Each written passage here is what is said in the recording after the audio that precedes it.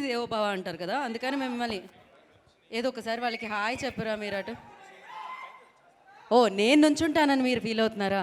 అక్కడ నేను నుంచునే ఉండాలిగా, పర్వాలేదు. యా. సో ప్రసన్న కుమార్ గారు, విత్ యువర్ పర్మిషన్ నేను ఆయన కొన్ని క్వశ్చన్స్ అడుగుదాం అనుకుంటున్నాను. ఓకే. సో వైరల్ క్వశ్చన్స్ ఇవాళంతా వైరల్. మీరు ఏదో కాంటెస్ట్ పెట్టారు కదా, చెప్పకపోతే 5,000 ఇవ్వాలి. యా 50,000 ఇస్తాను, వదిలేసి నాకు ఏం పెట్టకండి. కొంతమంది దగ్గర మేము డబ్బులు తీసుకోవాలనుకున్నాం, మేము అంత డబ్బు మనుషులం కాదండి. సో ఆయనలో ఉన్న ప్రేమ కూడా మీకు కనిపిస్తుంది కదా. యా.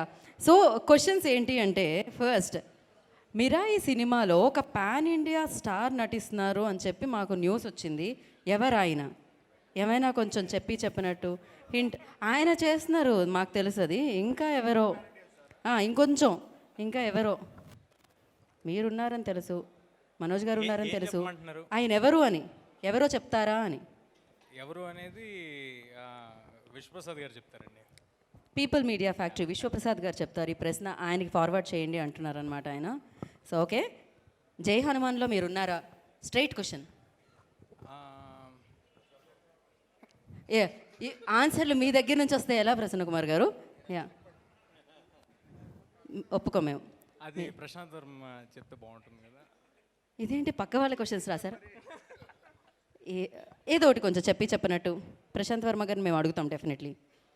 ఏమంటారు మీరు? ఏంటిది? జై హనుమాన్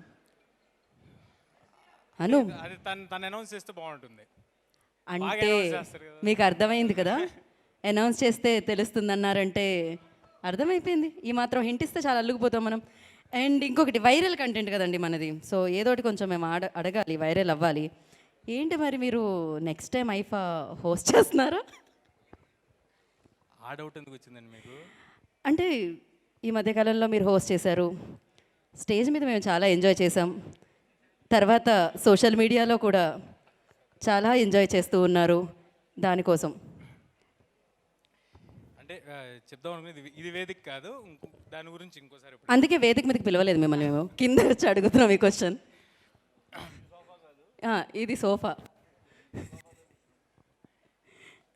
ఏం లేదంటే మీరేం అడుగుతున్నారు? అదే రాబోయే కాలంలో మళ్ళీ మీరు ఐఫా హోస్ట్ చేస్తున్నారా? తప్పకుండా చేస్తానండి, ఇంకొక మంచి అవకాశం. అదే కదా, చాలా సేఫ్ అంటే మీరు దేని గురించి అడుగుతున్నారు నాకు అర్థమైంది కదా.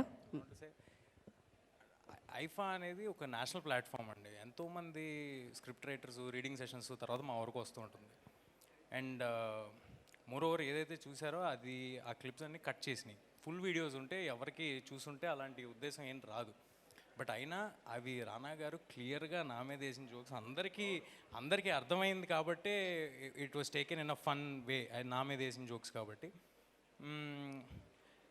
నేను అందరి హీరోలతో చిన్నప్పటి నుంచి పనిచేస్తూ పెరిగాను. నాకు చాలా క్లోజ్ రిలేషన్ ఉంది అందరితో.